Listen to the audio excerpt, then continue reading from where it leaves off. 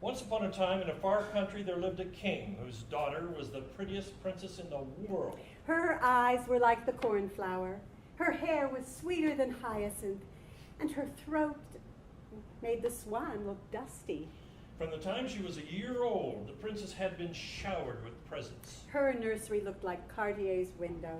Her toys were all made of gold or platinum or diamonds or emeralds. She was not permitted to have wooden blocks or china dolls or rubber dogs or linen books. Because such materials were considered cheap for the daughter of a king. When she was 7, she was allowed to attend the wedding of her brother and throw real pearls at the bride instead of rice. Only the nightingale, with his lyre of gold, was permitted to sing for the princess.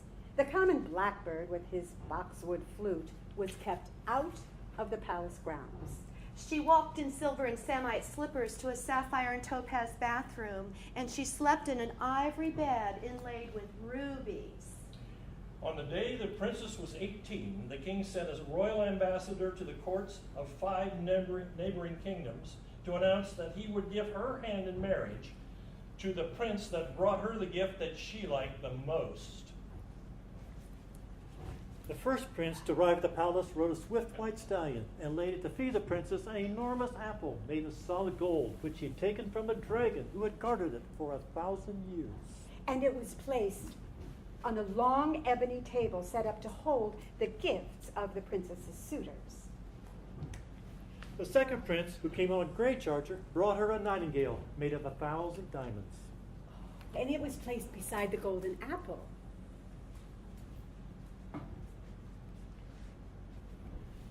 The third prince, riding on a black horse, carried a great jewel box made of platinum and sapphires.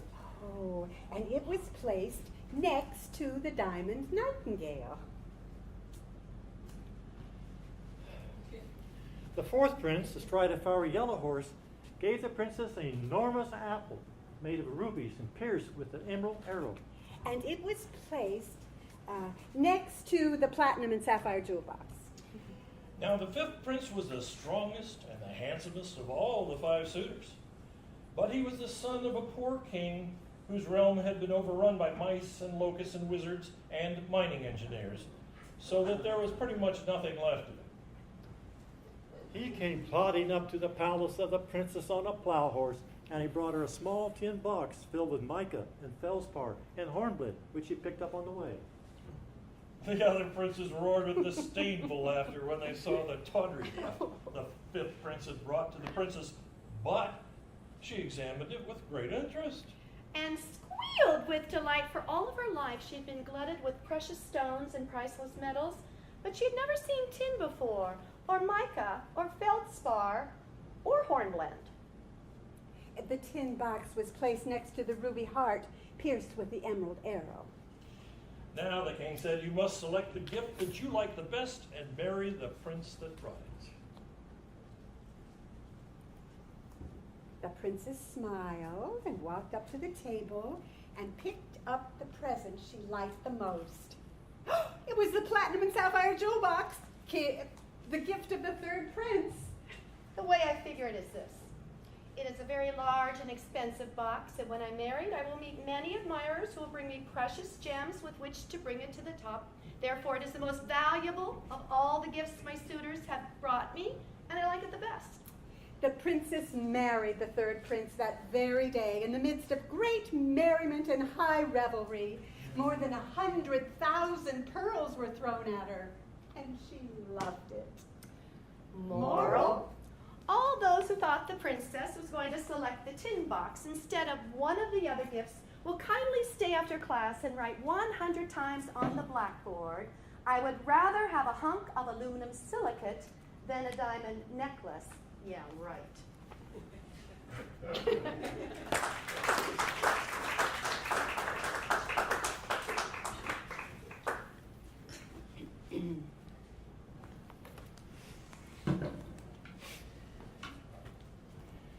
In 1939, Thurber created a charming picture book for his daughter called The Last Flower.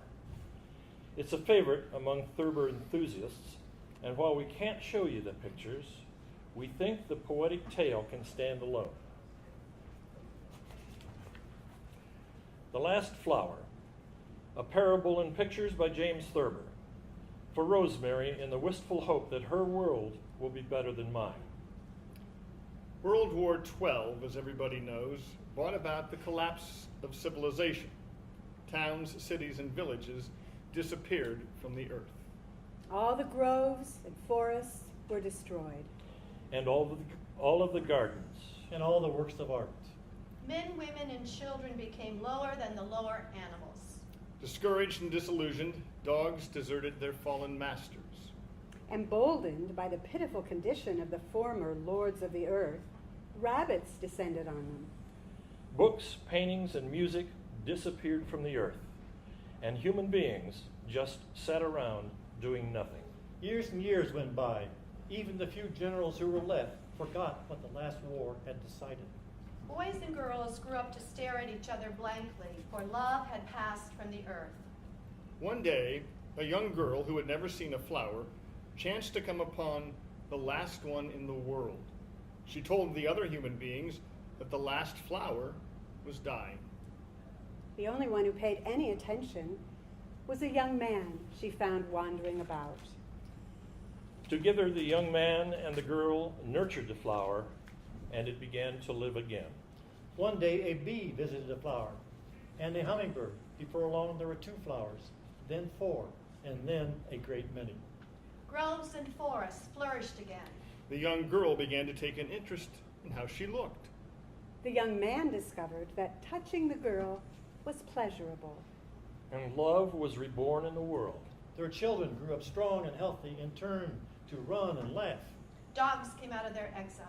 The young man discovered by putting one stone upon another how to build a shelter. Pretty soon, everybody was building shelters. Towns, cities, and villages sprang up. Song came back into the world, and troubadours and jugglers. And tailors and cobblers. And painters and poets. And sculptors and wheelwrights. And soldiers. And lieutenants and captains.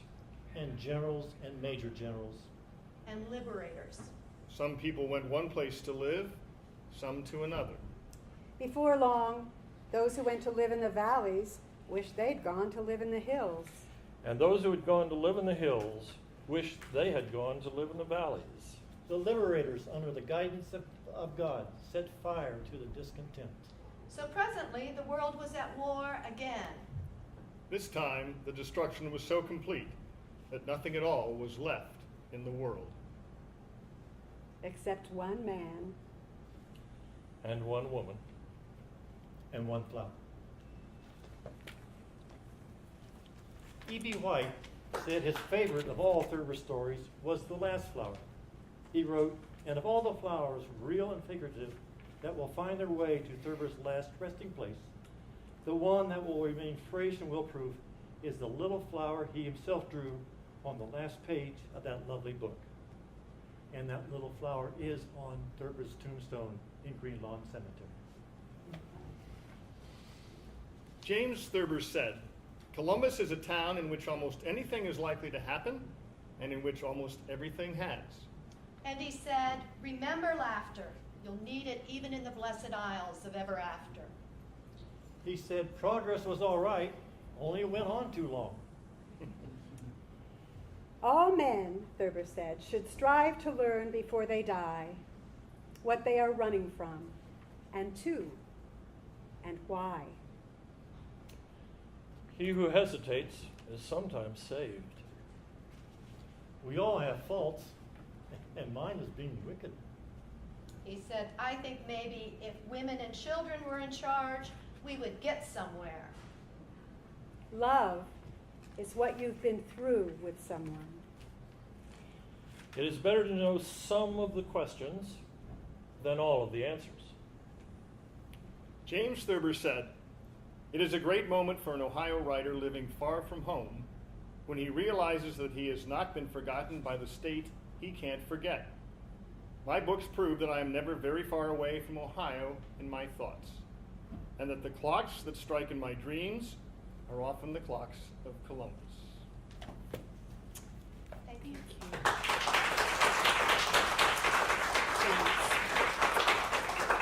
I wonder if, before we introduce ourselves, I wonder if those cameo players would please stand up and just tell us your names so we can thank you properly. Start with Harry here. My name is Nick Rizal. My name is Patrick David. I'm Harry Campbell. I'm Matt Brown. Thank you so much. We appreciate you being part of this.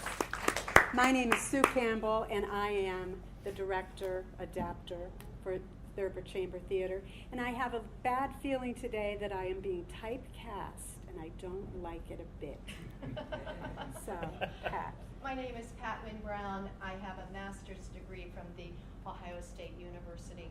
And in real life, I do hair theater. I created it. It's a humor memoir show that travels across the country. Paul Watkins, I'm with the Friends of the Library. I'm Bruce Campbell, and I sleep with the director. I'm William Oxley Thompson. I just wanted to see what the heck was happening with my library. I'm Wynn Logan. I'm with the Stay Out of Insurance Companies. And Adam, I think I'm your neighbor. You're a rap? Yeah, I'm his neighbor. Yeah, nice. Thanks, He doesn't everybody. know that. Thanks. Thank you for coming. So much.